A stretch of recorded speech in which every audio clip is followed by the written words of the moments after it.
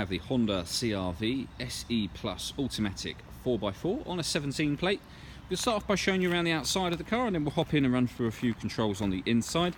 But as you'll see from the outside, it's a 5-door car with alloy wheels and tinted windows around the rear.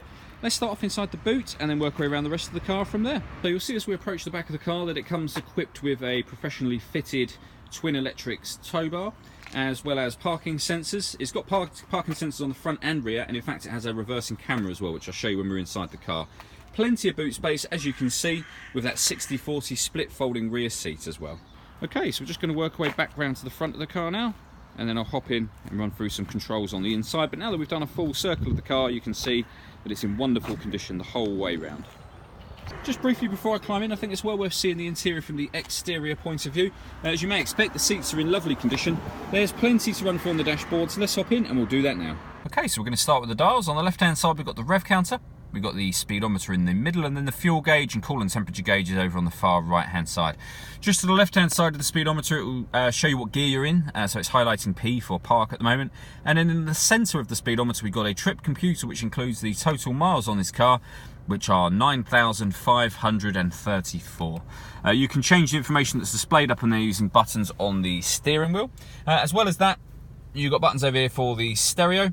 This button up here will change the main menu in the centre of the car, which I'll show you in a moment.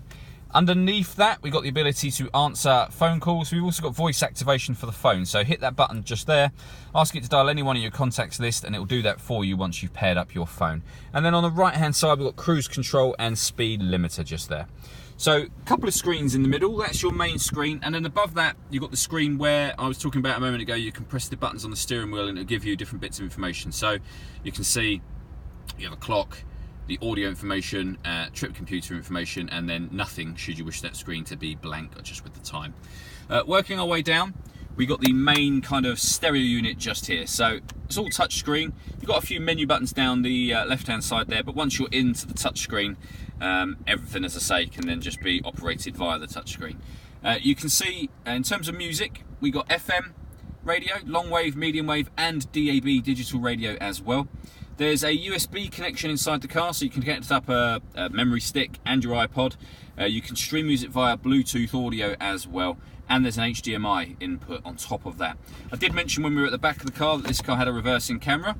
You can see that just there, and it shows you on the ground with this yellow image where the car is headed in relation to the image that you see behind you, or the image that you see on the screen, I should say. You then have dual zone climate control, so you can adjust the temperature independently on the right and left hand sides.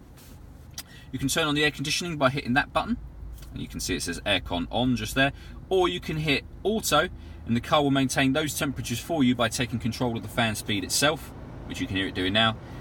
You can simply override the fan speed to turn off the automatic setting.